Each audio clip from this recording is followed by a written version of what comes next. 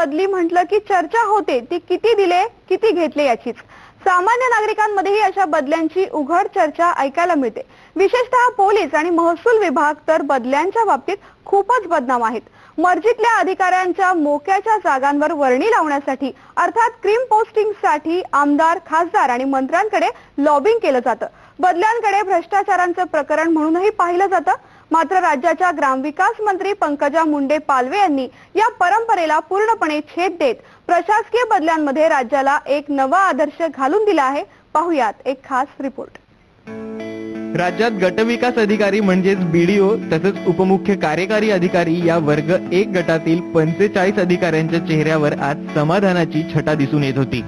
निमित्त होतं राज्याच्या ग्रामविकास मंत्री पंकजा मुंडे यांनी या सगळ्यांशी संवाद साधत त्यांच्या सोयीनुसार बदल्या केल्याचं।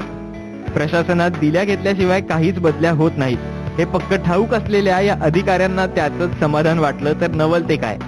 मागणीनुसार आणि सोयीच्या ठिकाणी काम करण्याची संधी मिळाल्यानं आणि तेही इतक्या पारदर्शीपणे कुठल्याही शिफारसीशिवाय या सर्वच अधिकाऱ्यांना मंत्र्यांच्या या उपक्रमाचं कौतुक करताना शब्दही सुचत नव्हते। मला बदलीचे प्रस्ताव जेव्हा माझ्याकडे आले तेव्हा काही लोकांच्या बदल्या डिपार्टमेंटनी मान्य केल्या होत्या आणि काहींच्या अमान्य केल्या होत्या। पण जवळपास सिमिलर सिच्युएशन मध्ये असणारे 2 व्यक्ती आहेत, एकाची मान्य आणि एकाची अमान्य आहे का असं विचारल्यानंतर त्याचं उत्तर फारसं कोणाकडे नव्हतं। म्हणून आपण सगळ्या अधिकाऱ्यांना बोलवून समोरासमोर समुपदेशनाने बदल्या करण्याचा निर्णय घेतला। अनेकदा अधिकाऱ्यांच्या कौटुंबिक, आरोग्यविषयक आणि इतरही अडीअडचणी असतात।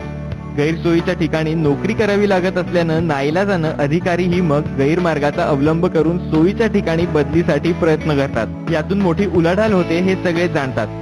त्यामुळे हेच अधिकारी पुढे जाऊन नागरिकांकडून वेगवेगळ्या पद्धतीनं याची वसुली करतात। या सगळ्या गोष्टींना फाटा देत ग्रामविकास विभागाच्या इतिहासात अशा पद्धतीने पहिल्यांदाच बदल्या झाल्या आहेत। समोरासमोर बदल्या झाल्या तर अनेक प्रश्न आम्हाला सुटताना दिसले। काही अधिकाऱ्यांना ज्यांना दुसरीकडे हवी होती त्या जागी दुसऱ्या अधिकाऱ्याला हवी होती आणि त्याला तिथे समाधानी मिळाली। 22 वर्ष सर्व्हिसमध्ये असलेले अनेक अधिकारी होते, ते म्हणाले की आम्ही कधीच म्हणजे मंत्र्यांच्या समोर या बाबतीत बसलो नाही आणि एवढं उघड बदल्या कधी झाल्या नाही, आमच्यांची पोच नाही, त्यांच्या बदल्याच होत नाही असं एक चित्र होतं। त्यामुळे डिपार्टमेंट जिथे टाकत होतं आम्ही तिथे काम करत होतो।